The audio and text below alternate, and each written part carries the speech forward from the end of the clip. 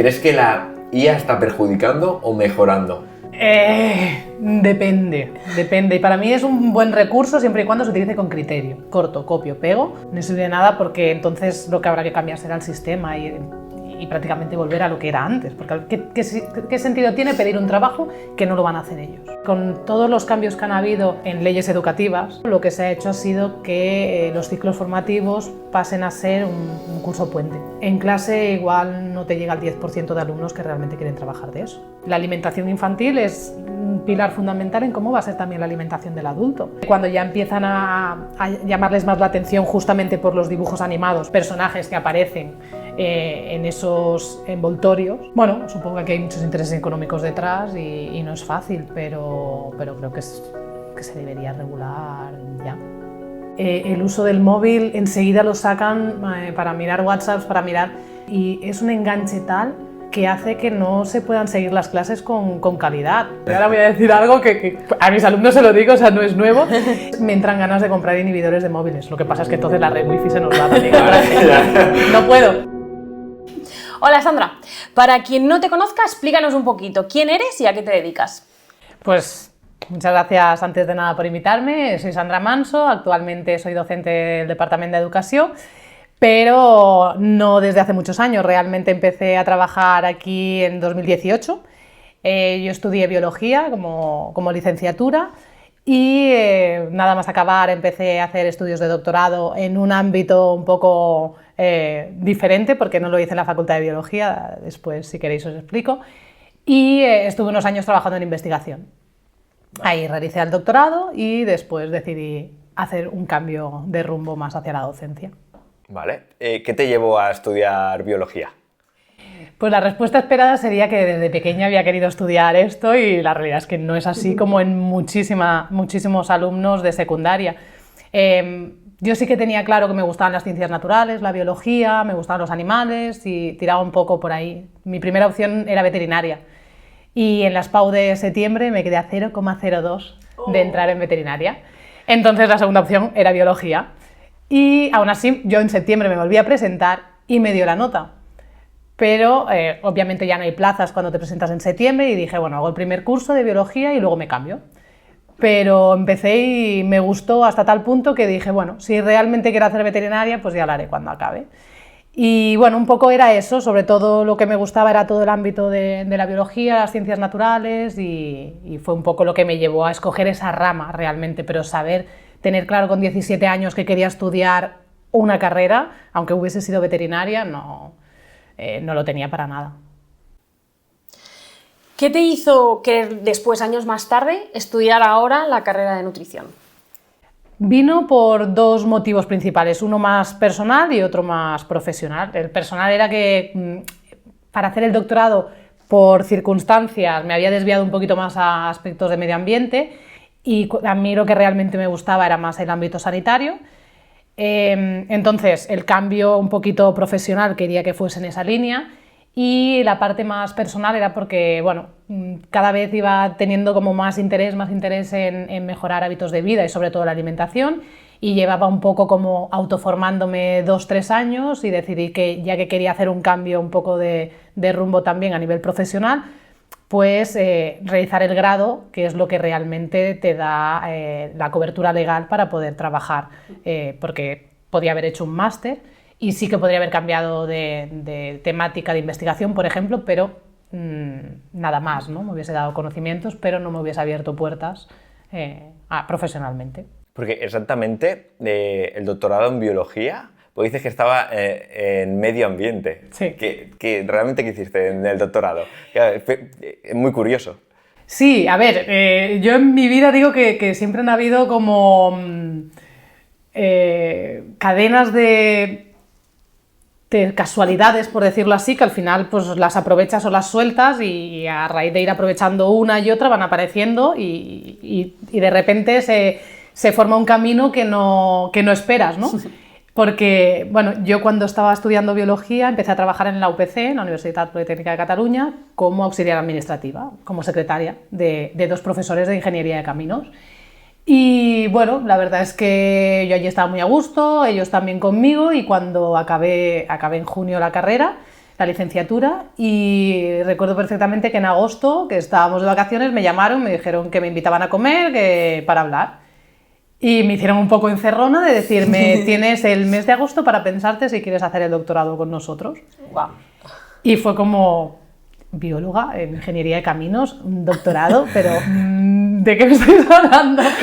Y bueno, pues me pusieron, dijeron, vamos a pensar un poco temáticas que tengan que ver un poco con las dos. Entonces recuerdo que se abrieron como 3 caminos. Uno que era para hacer análisis de patología en empresas hidráulicas en base al crecimiento biológico que se producía.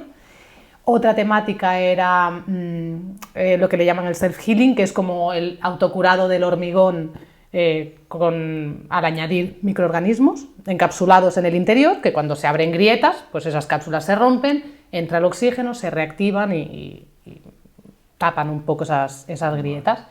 Y el tercero que era pues hacer como una modificación de lo que conocemos como jardines verticales, que tienen muchos problemas en cuanto a sostenibilidad, economía y demás, para hacerlos pues justamente eso, más sostenibles. Entonces mi temática al final, por interés también de las empresas, pues fue cómo modificar las propiedades del hormigón para permitir un crecimiento biológico directo, de manera que se asemejasen más los jardines verticales a lo que podemos ver en pueblos, que hay líquenes creciendo directamente sobre las piedras y que eso aporte unos beneficios, jugando con el diseño y demás. O sea que... Súper curioso.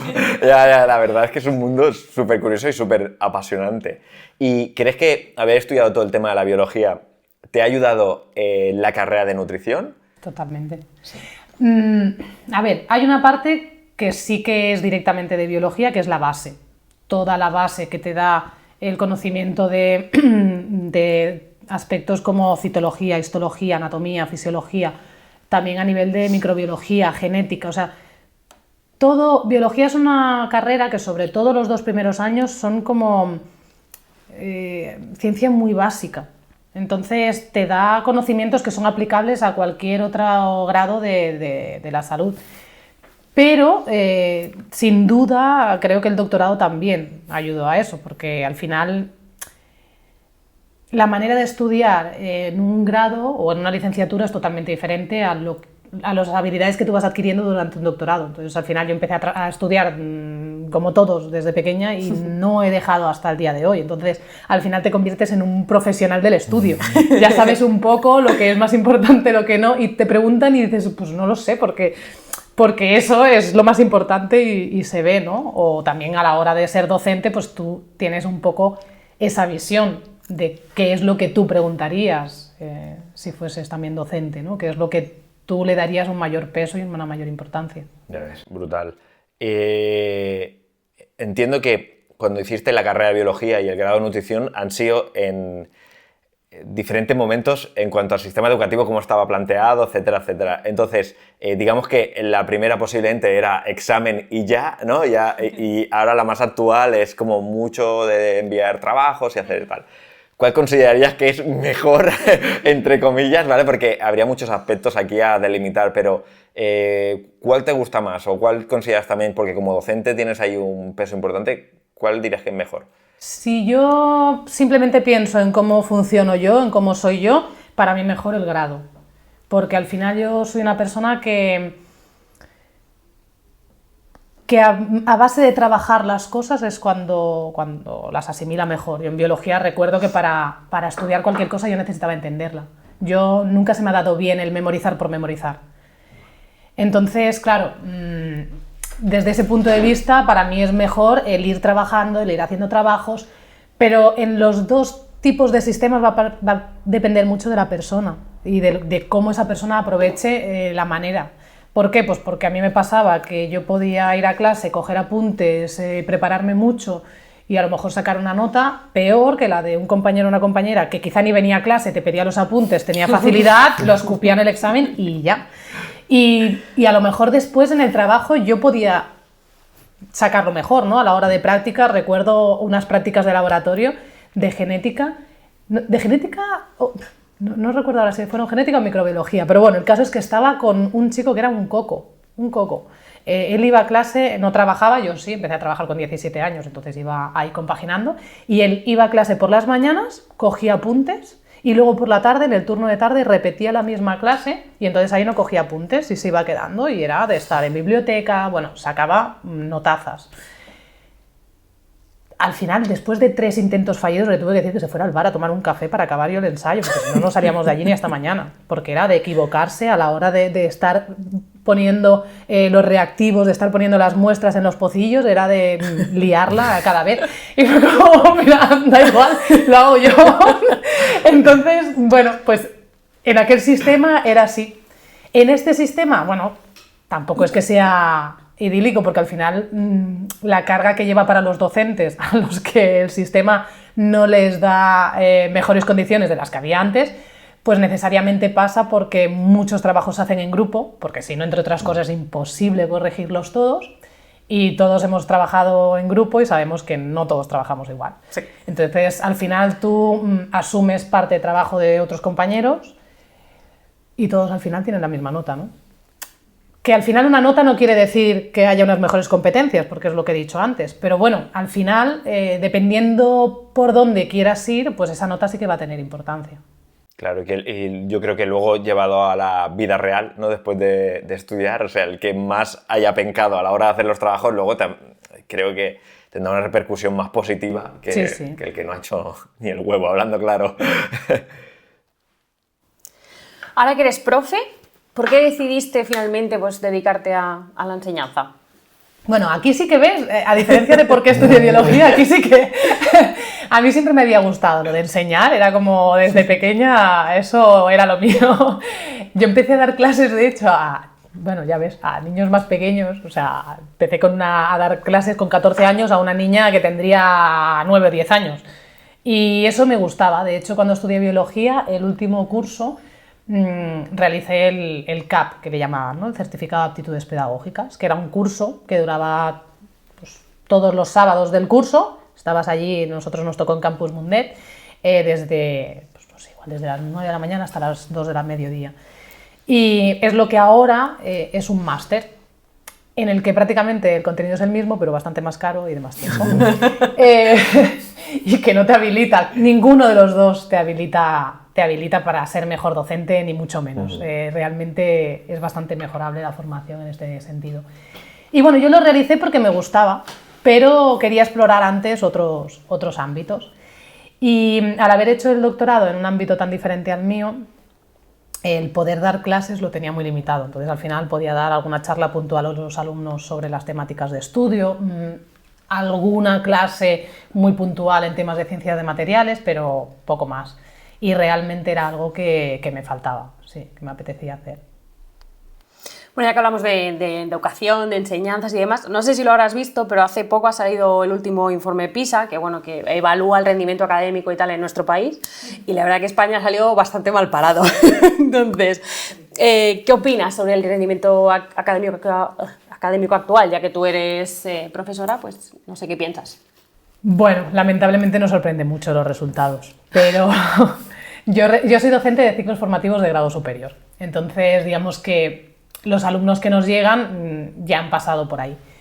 Pero sí que es cierto que cada vez más, y ya digo, yo no llevo muchos años, porque empecé en 2018 a dar clases en ciclos formativos, pero sí que se ha ido viendo un cambio. Obviamente hay cambios de por sí en la sociedad. Y sí que lo que nosotros, ¿no? Quizá nuestra generación conocemos como la cultura del esfuerzo, eso un poco se ha perdido, ¿no?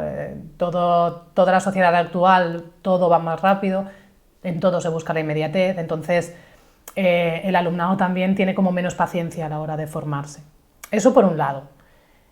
Por otro lado, la base con la que llegan es peor.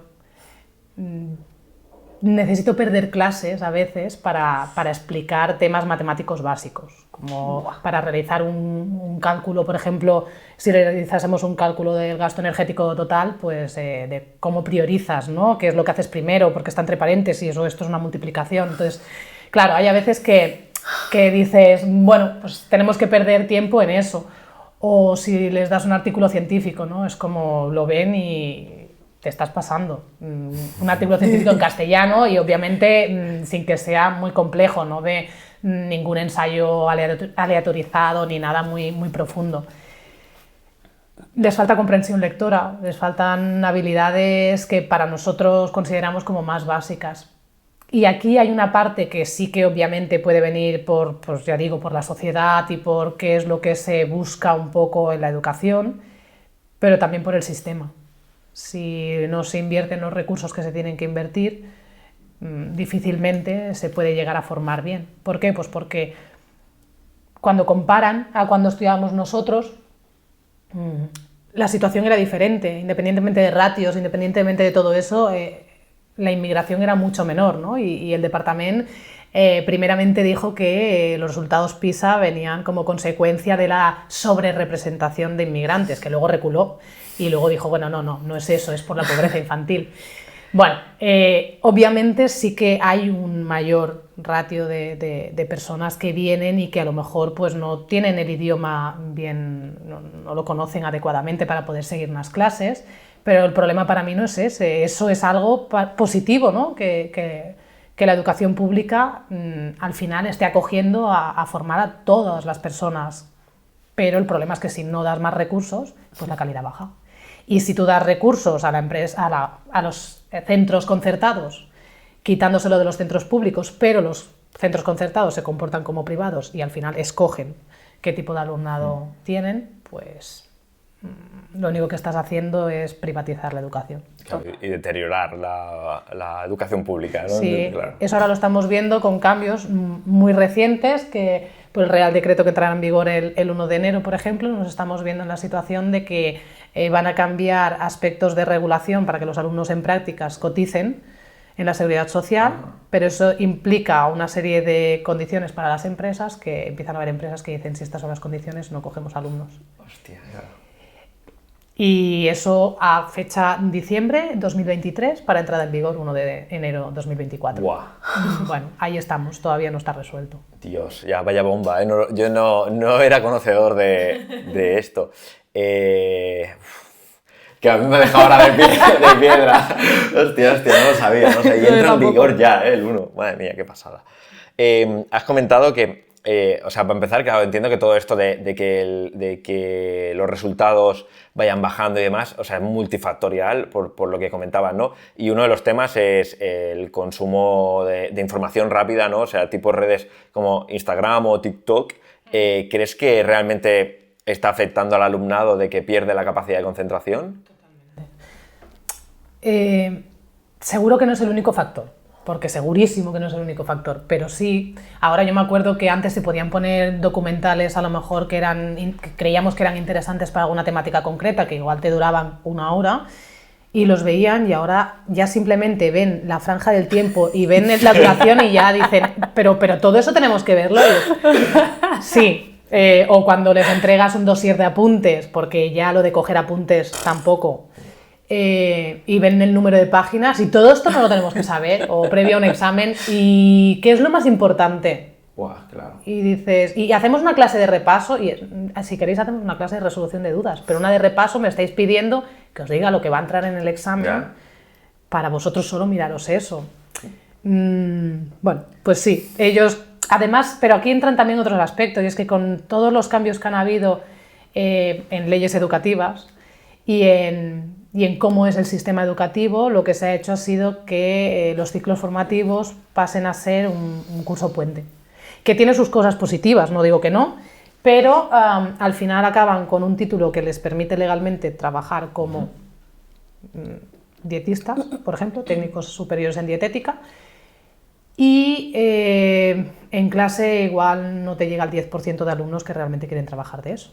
Entonces, su motivación es que cuando obtienen las notas aparezca la nota necesaria para poder hacer las PAU y entrar a estudiar la carrera que quieran, porque no tiene nada que ver con eso. Entonces, su motivación en clase es mínima, pero su exigencia y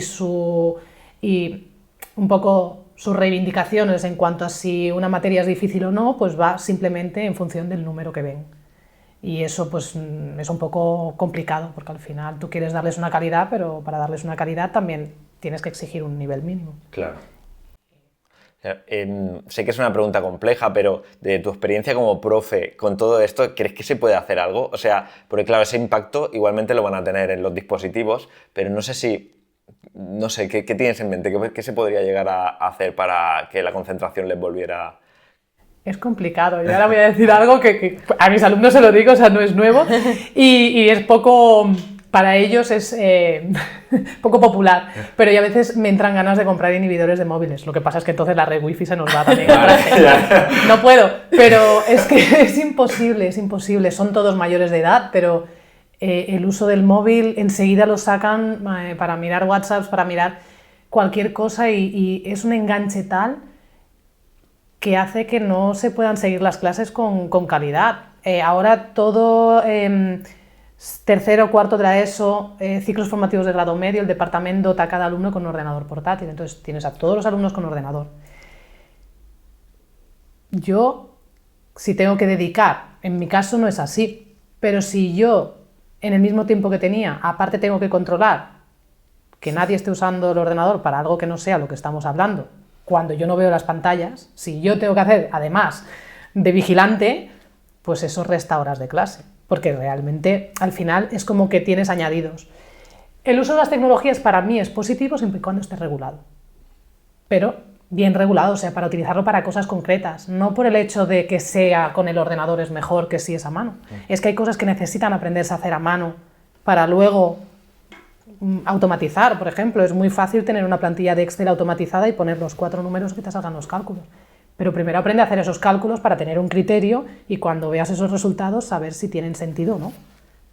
Porque si no, al final, ¿qué diferencia hay entre uno que haya estudiado pues, el ciclo de dietética, por ejemplo, o el que haya estudiado administración? Da igual, si mientras sepas utilizar la hoja de cálculo ya te sirve. Claro, y luego hay muchos puntos que se conectan por ese conocimiento también, que no es solo el hecho del resultado, que eso es lo que cuesta ver y yo creo que conforme nos vamos haciendo mayores, claro, como tenemos más historial de vida, lo podemos llamar así, en retrospectiva ves y dices, esto lo aprendí, que en aquel momento pensé que no me valía de nada y ahora, ¡pam!, ahora me va perfecto para esto. Pero como decía, porque a veces cuando vamos hablando parece que todo es cuestión del alumnado y no es así. O sea, el sistema no ayuda. Y, por ejemplo, lo que nos encontramos también, que ahora parece que estemos hablando aquí de reivindicaciones educativas, pero no. Pero llevamos los últimos, el curso pasado, el anterior quizá no tanto, en el que la bolsa de docentes está vacía a nivel de, por ejemplo, del ámbito de los ciclos formativos de sanidad. Entonces, hay una baja y no se cubre. Pasan meses que no se cubren. Alumnos que acaban ciclos formativos o titulando y que realmente hay parte que no han hecho, porque no había docente para poder cubrirlo. Entonces, al final, lo que tampoco podemos es exigirles a ellos un nivel si por parte del departamento no se les da. Y el problema es ese, es que el sistema ahora mismo no está funcionando bien porque falta personal y faltan recursos. ¿Y no lo imparte ningún otro profesor? Claro, pero aquí es... a veces sí, pero pasó, por ejemplo, el curso pasado, con una materia de 6 horas. Yo asumí 2 horas. Pero 2 horas que asumes extras. Ya. Claro, extras y que... Extras en el sentido de que no están planificadas. Entonces... No puedes abarcar las 6 horas porque no las tienes, porque coinciden tus horarios, cuando tienen hueco los alumnos tú tienes clase, entonces es muy difícil de cubrir. Por ejemplo, en los ciclos formativos de informática, como esta problemática ya viene de más tarde, de más lejos, el departamento llegó a un acuerdo para pagar como horas extra y entonces aumentaban las horas de dedicación, digamos, en el centro educativo, pero en el ámbito de la sanidad aún no ha sido así. Y tampoco creemos que sea la solución, lo que se tiene que plantear es el por qué está pasando lo que está pasando, cuando antiguamente el problema era que entrabas en listas y hasta que te tocaba algo pasaban muchos años y que eran siempre sustituciones, ibas rotando y ahora de repente es que da igual, no me interesa esta sustitución, ¿qué pasa? Y no la cojo, que me echan, es igual, vuelvo a entrar porque como no hay gente, pues vuelvo a entrar y puedo escoger. Sabemos que la mayoría de estudiantes están utilizando la inteligencia artificial para hacer trabajos, alguno posiblemente con muy buena fe para aprender un poquito más. ¿Crees que la IA está perjudicando o mejorando? Depende. Y para mí es un buen recurso siempre y cuando se utilice con criterio. Pero el problema es que nuestros alumnos, pues al final están formándose y ese criterio aún no lo tienen. Entonces, lo que falta es, si simplemente lo utilizan para coger y que un ejercicio o un trabajo se haga rápido, oye, le pido esto y lo que me pongas es que ni me lo leo, corto, copio, pego, no sirve de nada. No sirve de nada porque entonces lo que habrá que cambiar será el sistema y prácticamente volver a lo que era antes. Porque ¿qué sentido tiene pedir un trabajo que no lo van a hacer ellos? No tiene ningún tipo de sentido. Ahora, si lo utilizan como podría ser cuando salió Google, que para nosotros era para buscar información, que no tenerte que ir a la biblioteca y pasar no sé cuántas horas buscando en diferentes libros, pues eso sí, pero necesitas tener un criterio de qué es lo que te están poniendo ahí, qué es lo que te están explicando, y que todo lo que sea para agilizar tiempos, bien, pero no puedes olvidar de que estás en un proceso de aprendizaje. Entonces, si tú no vas elaborándolo, no tiene ningún sentido. Claro, justamente esta mañana estaba escuchando una entrevista de Mago Mor que hablaba de que eso depende de lo que tú al final le pidas, ¿no? O, por ejemplo, en este caso, el más famoso ChatGPT, claro, que si le pides mierda, te va a entregar mierda. Dice, pero si eres un profesional de un área que controla mucho, dice, y vas preguntándole, te responde, le preguntas, te responde, y dice, vas puliendo, al final, que sacas un trabajo de 10.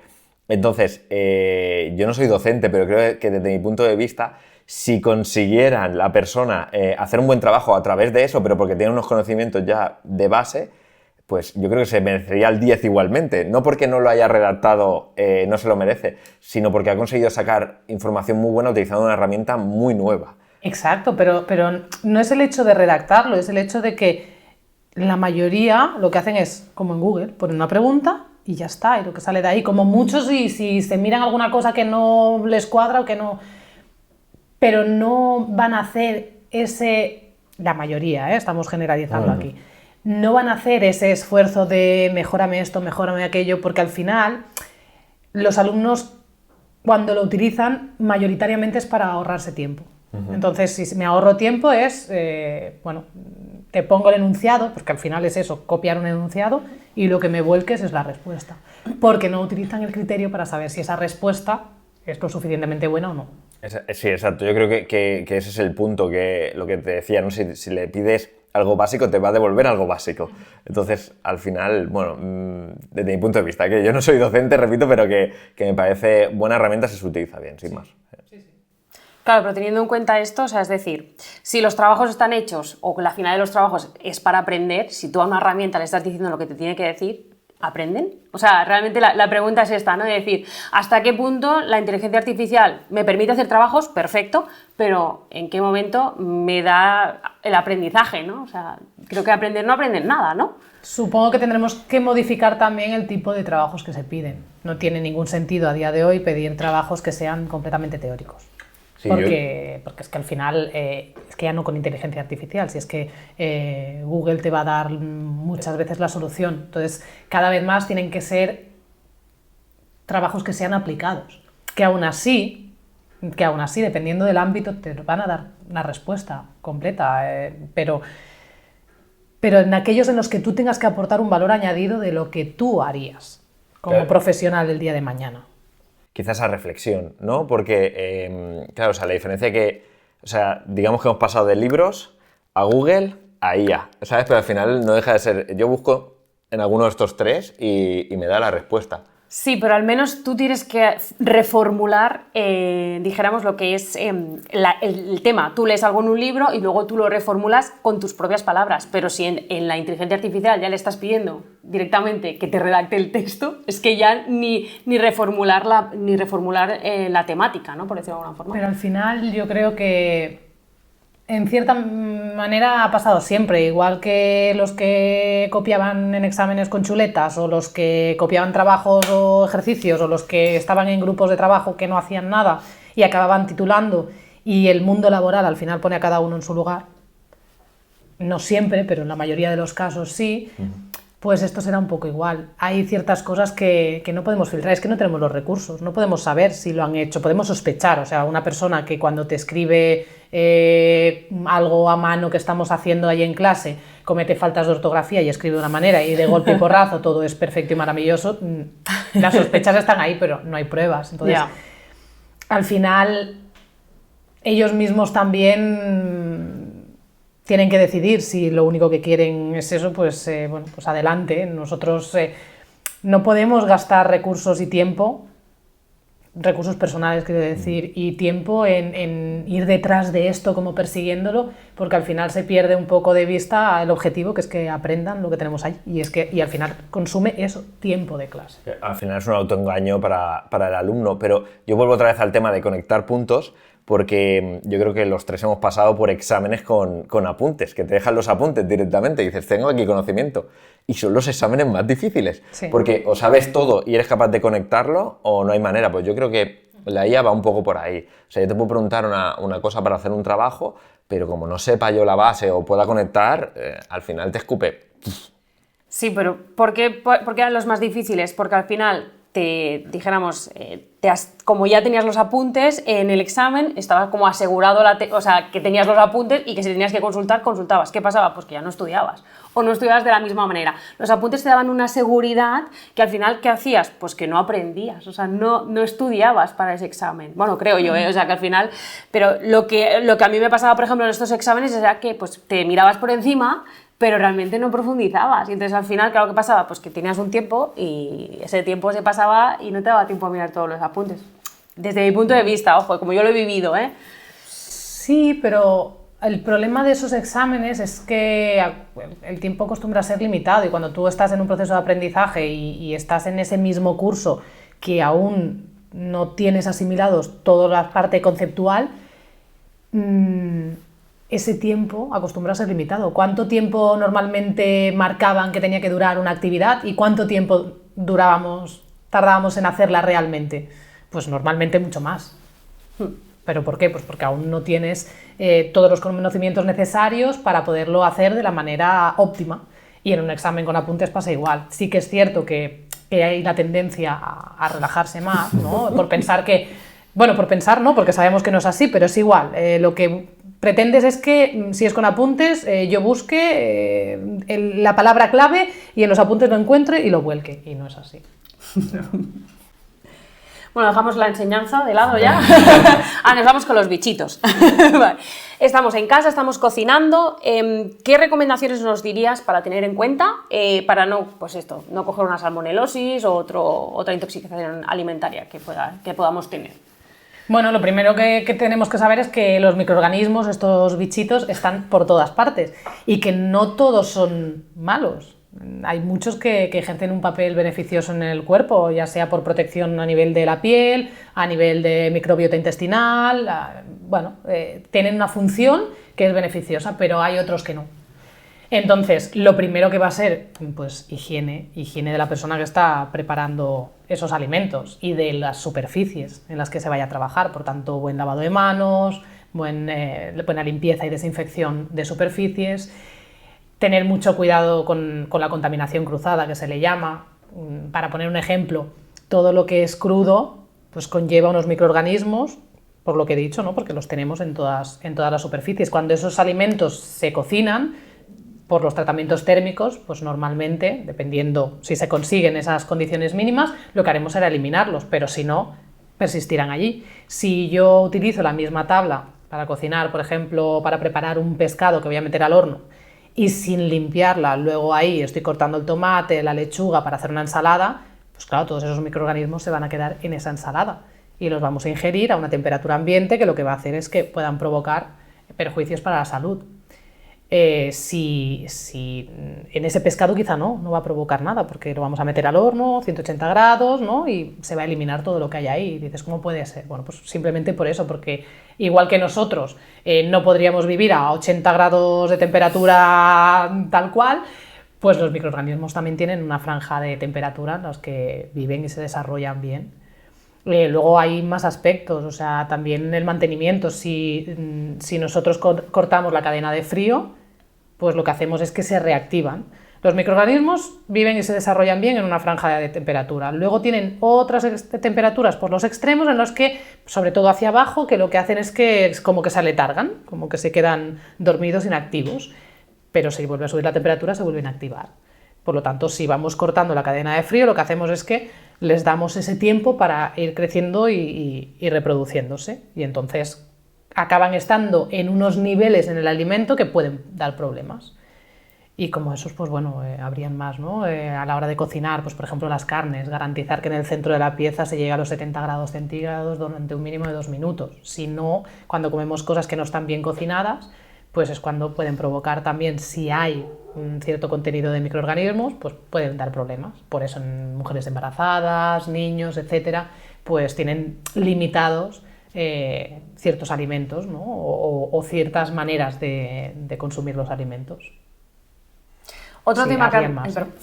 Perdón, que digo, habrían más, pero bueno, un poco por decir alguno.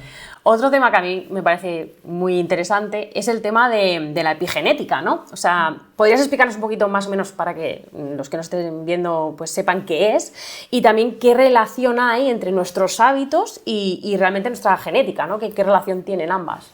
Sí, a ver, en el ámbito de la genética, yo empezaría quizá explicando que una cosa es la información genética que tienen nuestras células y otra cosa es cómo se manifiesta esa información genética. El genotipo sería los genes que tenemos en nuestras células y el fenotipo es cómo se expresan esos genes y si se activan, si no.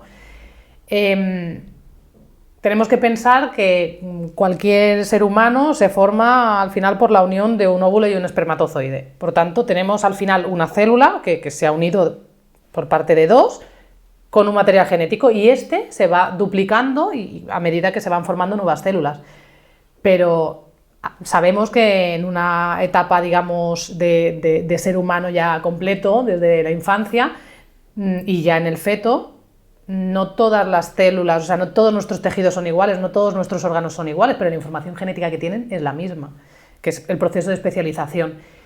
Pues al final es un poco lo mismo, ¿no? Eso es lo que nos marca por qué se expresan unos genes y otros no. Entonces la epigenética lo que mira un poco es cómo se dan cambios en la expresión de esos genes por activación o por inactivación de genes en función de aspectos, por ejemplo, ambientales y, por ejemplo, con la alimentación, ¿no?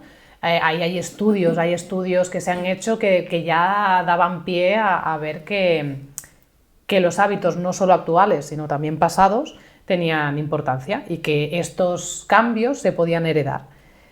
Hay un estudio que se publicó a finales de la Segunda Guerra Mundial en una población holandesa que, como consecuencia del hambre que pasaban, había desnutrición severa en mujeres embarazadas. Entonces se analizó, ¿no?, un poco cómo era el peso de esos niños cuando nacían y el riesgo aumentado de patologías y se veía que pues, tenían un mayor riesgo, por ejemplo, de padecer resistencia a la insulina, de padecer dislipemias, de padecer hipertensión arterial. En cambio, habían otros que se hizo con niños, en 2016 se publicó uno que era con niños estadounidenses que sus madres padecían obesidad. Y ahí se vio que los riesgos que tenían aumentados pues eran con otras enfermedades, diabetes mellitus de tipo 2, síndrome metabólico, resistencia a la insulina también, bueno, aterosclerosis. Claro, no es por cómo se han alimentado ellos, o sea, es que ahí ya viene. También, bueno, hay estudios que hablan en Japón, ¿no?, de cómo los hábitos están como, por cómo es la sociedad japonesa, como muy instaurados y se mantienen mucho en el tiempo y entonces la longevidad allí es como muy elevada. Y también en la Segunda Guerra Mundial, que tuvieron bueno, algunas poblaciones de japoneses que estuvieron viviendo en Alemania tuvieron que cambiar sus hábitos porque allí no tenían los mismos alimentos y lo que vieron es que de repente empezaron a aparecer, ¿no?, la longevidad obviamente disminuía respecto a los años anteriores y aparecían enfermedades en mayor proporción. Y todo eso se va transmitiendo para bien y para mal. Pero sí que obviamente nosotros a lo largo de la vida podemos modificar un poco, cambiar esa expresión de los genes en función de la alimentación. Si nuestra alimentación es buena, pues podemos mejorar un poco el pronóstico, y aunque tengamos un mayor riesgo de padecer genéticamente una enfermedad, podemos frenar esa aparición. Y en cambio al contrario, ¿no? Pues, desarrollar una enfermedad simplemente que por unos malos hábitos alimentarios. Y eso es no únicamente, o sea, hay parte genética ahí, hay parte de cómo se manifiestan esos genes. Claro, no solo tenemos que cuidar la salud ya por nosotros, sino por nuestros descendientes también. Claro, es una información súper valiosa en ese aspecto. Volviendo un poquito al tema del doctorado, para la gente que no sepa de qué es, ¿nos puedes explicar un poquito en qué trata? O sea, ¿en qué consiste? Bueno, un poco lo que comentaba antes, la idea es que normalmente cuando se realiza un jardín vertical, lo costoso, digamos, no es la instalación, lo costoso es el mantenimiento. ¿Por qué? Pues porque tienen que tener unos sistemas de regado para mantenerlos siempre perfectos, maravillosos, que en ocasiones además lo que sucede es que se utilizan plantas que no son autóctonas y eso lo que implica es que necesitas más recursos para mantenerlos y que estén bien. Y nos alejamos un poco de pensar que lo que debería ser y lo sostenible es que se utilice según el patrón de nuestro clima. Es decir, nosotros no tenemos el césped verde y maravilloso todo el año porque las condiciones climáticas no son las adecuadas para eso. ¿Por qué buscamos eso si eso no es sostenible? Lo que tendríamos que buscar es que lo que vemos un poco al final en la naturaleza, que es que en invierno todo es más verde, más frondoso, en verano es más seco. Pues asemejándolo un poco, la idea era, bueno, vamos a reducir esos costes y vamos a proporcionar como un poco la parte más de diseño para los arquitectos, por un lado, la parte más de sostenibilidad por mejora en cuanto a aspectos térmicos, ¿no? Pues que sirviese un poco de regulación térmica para el edificio y que además pues, no supusiera unos costes. En el ámbito de la construcción eso tiene unos problemas añadidos y es que no puedes dar unas garantías, ¿no? De que en un año esto va a estar así, que normalmente es lo que piden, ¿no? Al final el comprador final. Pero bueno, un poco la idea era esa, era bueno, jugar con el diseño, hacer como un sistema de paneles de hormigón multicapa, en el que en la última capa lo que hacía era almacenar un poco el agua de lluvia para que también las necesidades de riego fuesen cero y que se fuese evaporando ese agua solo por las zonas seleccionadas, de manera que en esas zonas fuese donde estuviese el crecimiento biológico y ahí es donde el arquitecto podía jugar un poco con diseño dentro de unos parámetros físicos. Vale, y el proceso del doctorado como tal, o sea, quiero decir, en el momento en que dices, venga, quiero apuntarme a un doctorado, o las personas que estén dudando en si hacer un doctorado o no, o sea, el proceso como tal, no del doctorado en concreto, sino qué es lo que se tiene que llevar a cabo normalmente en un doctorado. Lo que se tiene que llevar a cabo al principio es una parte de lectura intensiva de papers, de artículos científicos que te sitúen un poco en el tema. Muchas veces lo que hay son ofertas de doctorado, ¿no? Pues se oferta esta plaza de doctorado para investigar sobre este tema. Entonces, bueno, pues por temáticas tú te aplicas a unos o aplicas a otros. Yo en mi caso ya digo, fue completamente diferente, pero bueno, sí que están públicos y entonces pues te presentas. ¿Puede aplicar todo el mundo o necesitan unos requisitos? Sí, necesitas unos requisitos mínimos. ¿Cuáles son?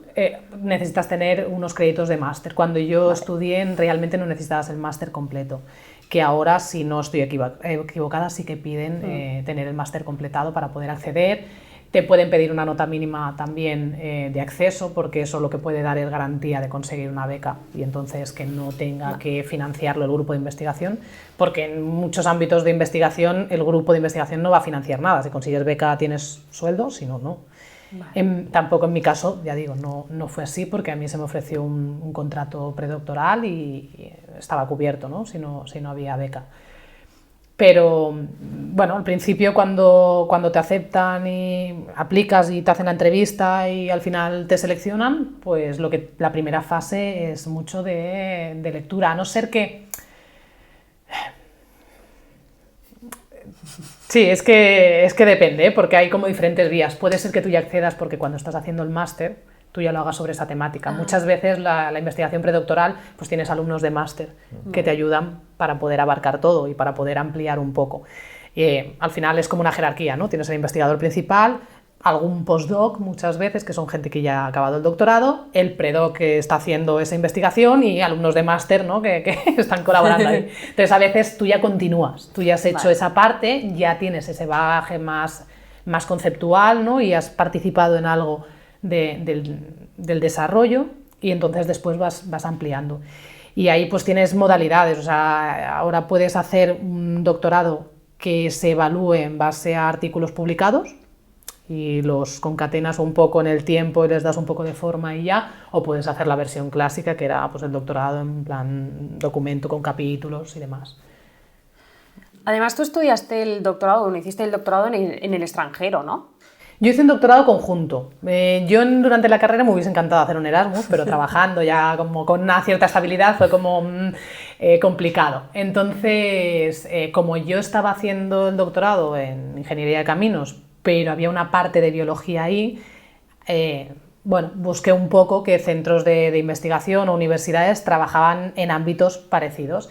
Y entonces nos pusimos en contacto con la Universidad de Gante, en Bélgica, porque ellos trabajaban para lo contrario, para evitar que apareciese crecimiento biológico en el hormigón, pero que realizaban ensayos que, bueno, que nos parecían bastante útiles y les gustó la idea, entonces se propuso primero como una estancia. Lo que pasa es que, bueno, por cuestiones internas de ellos también, llegó un punto en el que lo que dijeron es que les interesaba más que fuese un doctorado conjunto, que yo tuviese tutor de allí y de aquí, con todo lo que eso conlleva. Entonces pasé un tiempo allí. Pero no soy doctora en biología. Aquí no sé en qué año cambió la nomenclatura y aquí eres doctor o doctora por la Universidad X. Entonces aquí soy doctora por la Universidad Politécnica de Cataluña. Vale. Pero allí continúa aún con la etiqueta, ¿no? Un poco del doctorado. Y yo allí soy doctora en Ingeniería Civil. O sea, nada que ver. Nada que ver porque yo no soy ingeniera civil. Pero sí, mi título allí es ese.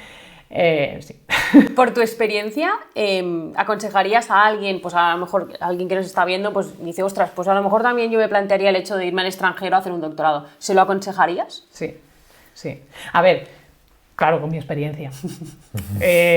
Supongo que si le preguntas a otra persona, pues igual hay quien te dice que no. Una cosa es un doctorado completo, otra cosa es una parte del doctorado. También es diferente. Pero para mí te aporta tanto en lo personal como en lo profesional.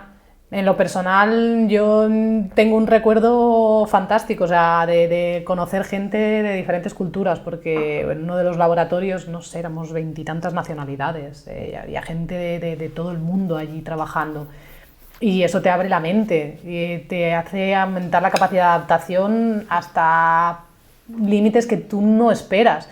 Porque cuando yo me fui allí, aunque llevaba estudiando inglés toda mi vida, pero mi nivel de inglés no era tampoco el mejor. De hecho, yo la tesis doctoral iba a estar escrita en castellano. Acabó estando escrita en inglés. De repente te encuentras inmerso en 24 horas, que los primeros días acabas con dolor de cabeza, ¿no? Pero, sí, literal, ¿no? Que estás en conversaciones con 10 personas, que todos hablan rápido con unos niveles mucho mejores que los que adquirimos aquí en inglés. Y costaba al principio seguir, porque además acentos, ¿no? Australia, Escocia, tal, y era una locura. Pero sí, ya en lo profesional también ves otras maneras de trabajar, a nivel de currículum, pues obviamente lo mejoras muchísimo. Y yo tuve mucha suerte también, que en los grupos de trabajo en los que estuve, pues eran majísimos y en todo momento todo fue bastante fácil. Pero bueno, al final son las dos partes, ¿no? Cómo seas tú y cómo sea el entorno al que vas.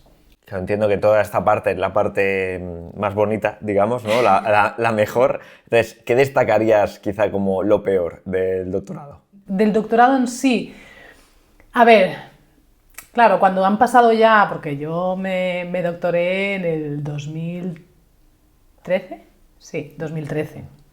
Entonces, bueno, ya son unos añitos. 2013 o 2014, fíjate que no me acuerdo. No, 2013. Entonces, bueno, al final te quedas con la parte buena, ¿no? Pero sí que es cierto que yo que lo hice en ese ámbito, ¿no? De la ingeniería, pues a veces sí que había como cierto clasismo, por decir así, ¿no? No eras ingeniera y parecía que, bueno, esto de estar trabajando con bichitos en el hormigón, pues era como, bueno, un pasatiempo, ¿no? Esa quizá es un poco la parte bueno, pues no apreciar a veces el trabajo de los demás por no creer que tienes el estatus un poco de lo que tiene que haber allí. Yo, y ahora tampoco esto es muy... muy popular, pero realmente yo no hubiese tenido opciones de... Si me hubiese querido quedar en la UPC, lo hubiese tenido francamente difícil para conseguir plaza allí, por no decir que imposible. Y de hecho había más interés muchas veces fuera que no en la propia universidad. Y si tuvieras que haber pasado por todo, tanto lo bueno como lo malo, ¿lo volverías a repetir? Nuevamente depende. Quiero matizar de antes, ¿eh? O sea, el núcleo más cercano, digamos, no tengo ninguna queja, ¿eh? O sea, realmente la oportunidad que se me dio fue muy buena. Hay gente que en mis circunstancias seguramente no lo hubiese tenido, porque simplemente por el hecho de estar allí, ¿no? En ese momento, de conocerme cómo trabajaba y lo que decimos, ¿no? Que a veces es mucho más lo que tú demuestras trabajando, ¿no? Que a lo mejor los conocimientos que puedas tener, ¿no? No era ingeniera y se me ofreció hacer ese doctorado. Pero, bueno, el mundo de la investigación también hay muchos egos, por decirlo así. Y digo depende porque si fuese para estar en el mismo punto en el que estoy, sí, lo volvería a hacer y volvería a pasar por lo bueno y por lo malo. Pero si no, quizá a veces si alguien se está planteando si hacer el doctorado o no, debería quizá reflexionar y parar un poco en pensar qué es lo que quiere hacer después, o sea, ¿por qué hace ese doctorado? Porque si tú lo haces pensando en conseguir plaza en una universidad, sea aquí, sea en el extranjero, y trabajar en investigación y en docencia a nivel universitario, sí, obviamente, o en centros de investigación, sí. Dependiendo en qué ámbito, porque en la ingeniería también puede ser así, si tú quieres acabar en una empresa con un cierto cargo ya de investigación, también. Pero si no, quizá tiene poco sentido. Seguramente todos conocemos a alguien que pues, ha estado haciendo un doctorado y al final no lo ha hecho aquí, sino que lo ha hecho en el extranjero por X motivos, ¿no? ¿Tú crees que realmente en España merece hacer un doctorado? O sea, es decir, ¿te abre puertas después o a nivel económico te compensa? ¿O al final es como hacen todos que se van fuera porque aquí no? Claro, hacerlo aquí no es mala idea, no es mala idea con esos objetivos que he dicho antes, porque realmente hay muy buena investigación aquí. Y hay muy buenos grupos de investigación. El problema está a veces en las condiciones económicas, que los sueldos acostumbran a ser bajos, las condiciones no son las mejores. Y dependiendo cuáles sean tus perspectivas de futuro, pues igual puede acabar siendo un poco frustrante, porque si tú lo que quieres es entrar en esta universidad y quedarte allí, y que todo sea como antiguamente que entrabas en una empresa y allí vas ascendiendo y te quedabas allí de por vida, pues quizá no. Si tú estás dispuesto a salir también, a trabajar en el extranjero y a quizá que tu vida no sea aquí, sí. ¿Quiere decir que alguien que se va no tiene posibilidades de volver? No, no es así, porque existen becas para un poco retorno de la fuga de cerebros que ha habido. Lo que pasa es que, bueno, pues tampoco es fácil conseguirlas, porque al final aplica mucha gente y hay muchísimos buenos investigadores que están fuera y que estarían deseando de volver. Lo que pasa es que, bueno, pues también son conscientes que si vuelven las condiciones no serán las mismas. Hubo un reportaje no hace tanto tiempo en TV3 un poco sobre este tema. Ya es una lástima, porque creo que hay mucho potencial en el país y estamos dejando que se vaya pues, por el tema de condiciones. La verdad es que es una lástima. Ahora vamos a tocar un punto que es poco popular quizá también, que es el tema de basado en un estudio científico, ¿vale? Que las redes sociales están reventadas de suelto esta información que está basada en un estudio científico y lo único que me he leído es el título del paper y no sé ni cómo está planteado, ni si está hecho en humanos, en ratas o en lo que sea. Nosotros tres somos muy conscientes de que es bastante complejo analizar bien si un paper es correcto, o sea, la metodología que se ha llevado a cabo es correcta o no. ¿Podrías dar 4 pinceladas para que el público en general sepa un poco sobre...? Vale. A ver, lo primero de todo, lo que nos da una cierta garantía cierta garantía de que lo que tenemos delante pues, cumple con unos mínimos, va a ser la revista en la que está publicado. Si todo el mundo habrá oído hablar de Nature y que es una revista top y que si algo está publicado ahí es que es la bomba, ¿no? Bueno, pues existen una clasificación de las revistas científicas por cuartiles, desde el cuartil 1 hasta el cuartil 4. Cuartil 1 es el que tiene un mayor factor de impacto y el 4 el que menos. El factor de impacto es el número de artículos de esa revista que se citan en un año concreto. Entonces, se supone que cuanto más se cita esa revista es porque lo que se publica es mejor, ¿no? Entonces eso ya nos da, si está publicado en un cuartil 1, en una revista de cuartil 1, pues entonces eso ya nos da unas ciertas garantías. Pero luego hay que tener claro un poco cuál es la estructura de todos los papers, ¿no? Siempre tienes como un abstract, que es como un resumen, la introducción, la parte de materiales y métodos, resultados, discusión, conclusiones, la parte de referencias, y a veces hay de agradecimientos o de conflictos de intereses o de financiaciones. Vale. Pues para mí, dos que son claves serían material y métodos y si ha habido financiación. Si ha habido financiación y por parte de quién. Dependiendo del tipo de estudio, pero si yo tengo una empresa farmacéutica y publico y estoy financiando un proyecto de investigación para sacar un fármaco, si yo publico ese artículo es porque ese fármaco da buenos resultados, ¿no? O porque lo que yo voy a decir es para que favorezca todo. Obviamente no se puede mentir en artículos científicos porque es ilegal, pero no voy a publicar o no voy a decir aquello que no quiero que se sepa. Entonces, si yo miro la parte de financiación y yo miro la parte de materiales y métodos, puedo tener una cierta tranquilidad. En materiales y métodos tiene que estar todo explicado de manera que otra persona que investigue en el mismo campo, solo con esa información sea capaz de reproducir ese ensayo y obtener los mismos resultados. Entonces, ahí los aspectos más importantes sería la N, que se le llama, que es el tamaño de la muestra, que no va a ser el mismo dependiendo del ámbito. Por ejemplo, en ingeniería, si estás haciendo análisis sobre vigas de metros, pues ahí la N es mínima. Yo en mi doctorado, mi N eran 3. Claro, eso en sanidad, en el ámbito de la salud, es inviable. Entonces, dependiendo, hay que saber qué es lo que estás leyendo, en qué ámbito es, y esa N un poco, pues que en el ámbito de la salud cuanto mayor sea mejor. Luego, cómo esté diseñado, ¿no? Si el estudio, si es un estudio controlado en el ámbito más así de la salud, si está controlado o no, es decir, si hay un placebo o no hay un placebo, si es aleatorizado o no. Si aleatorizado quiere decir que yo le asigno al azar, a ti te asigno el placebo y a ti pues el suplemento o el fármaco, lo que sea.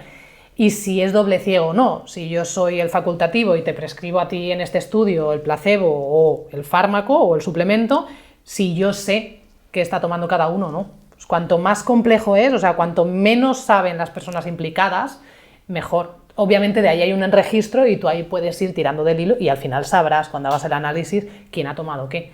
Pero cuanto menos dejes a poder como dirigir un poco los resultados, mejor. Y por último también el análisis estadístico que se haga. Que ya es súper complejo Sí. de interpretar. No voy a entrar. Y ahí entran estadísticos. Pero simplemente al final la finalidad de la pregunta es un poco dejar claro a la población en general que no es tan fácil leer un estudio, interpretarlo, y menos cuando estás basando toda tu información en un estudio. Que a lo mejor no hay metaanálisis ni nada, es un estudio que he soltado aquí y tal. Y que en todos los ámbitos van a haber estudios que den resultados positivos y otros que negativos, porque al final cuando se estudia algo, es que sea lo que sea, no depende únicamente de un factor, depende de mucho. Entonces, dependiendo cómo sea el diseño de ese estudio, pues se estará dirigiendo ese estudio hacia un lado o hacia otro. Entonces, al final, o te revisas metaanálisis, que ahí puedes estar un poco más tranquilo, o si no, si analizas estudios que son ensayos clínicos, por ejemplo, pues tienes que mirar varios. Tienes que hacer un estudio un poco más amplio, no quedarte con uno. Sí, yo para zanjar este tema, hay uno muy famoso en el mundo de la suplementación que se hizo con la L-carnitina, de que ayudaba a bajar, o sea, a perder grasa. Bueno, la cuestión es que en las redes sociales se prendió fuego en plan, ¡buah! Todo el mundo tomando L-carnitina. y luego, no sé, nadie se leyó el paper, se ve, porque estaba basado en ratas con obesidad. Entonces dices, perfecto, ¿vale? Así vamos bien. Bueno. Eres mami, además también estás acabando la carrera, aparte eres profe, o sea, esto es muy complicado, o sea, requiere mucho tiempo, mucha energía. Entonces, algunos tips que nos puedas dar pues, para personas que estén en tu misma situación y que tengan también que llegar a todo. Bueno, pues... Y a grabar un podcast. Sí, es como... requieren tanto tiempo que realmente necesitarías vivir vidas paralelas, ¿no? Para poder hacerlo bien necesitarías tener una vida como madre, una vida como docente en este caso y una como estudiante. Entonces sería perfecto y maravilloso. Eso no es viable. Con lo cual al final pues tienes que priorizar.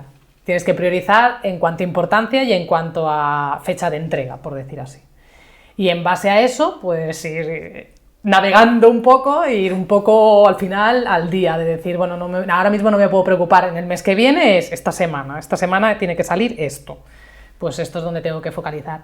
Y sobre todo que es un trabajo que cuesta según cómo sea cada uno, y yo en mi caso que soy un poquito autoexigente, que no vas a poder hacerlo al nivel que lo harías si tuvieses menos carga. Entonces en los momentos pico pues sabes que lo podrías hacer mucho mejor, pero lo vas a hacer lo mejor que puedas en ese momento. Obviamente eso, si eres una persona exigente, ya va a ser suficiente, ¿no? Pero no lo suficiente para ti muchas veces. Pero sí, un poco el decir, focalizar esas prioridades y dentro de cada tarea que hagas, pues lo mismo, priorizar un poco, ¿no? Qué es lo imprescindible que tiene que haber ahí volcado y lo que sea menos importante, pues bueno, pues si no está, que no pase nada, ¿no? No queda otra. No. Bueno, ya para acabar, hablando de ser mami, que también eres nutri, ¿qué opinas tú sobre la publicidad que aparece en las teles, ¿no? De las Tosta Rica, las galletas dinosaurio, o sea, del marketing alimentario a nivel infantil? ¿Qué es o sea, es decir, ¿tú crees que afecta luego a sus elecciones alimentarias? ¿A que el niño en lugar de querer una manzana quiera unas galletitas de dinosaurio?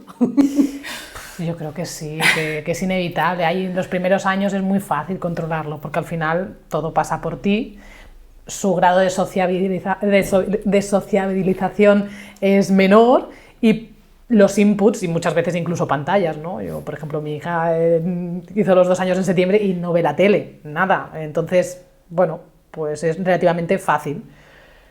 Ahora, cuando ya empiezan a juntarse con más niños, con más niñas, si estos tienen una alimentación quizá en las que estos alimentos están presentes, si empiezan a ver también televisión con esos anuncios, aunque bueno, ahora está el tema algo más regulado de lo que estaba años atrás, pero bueno, aún queda mucho camino.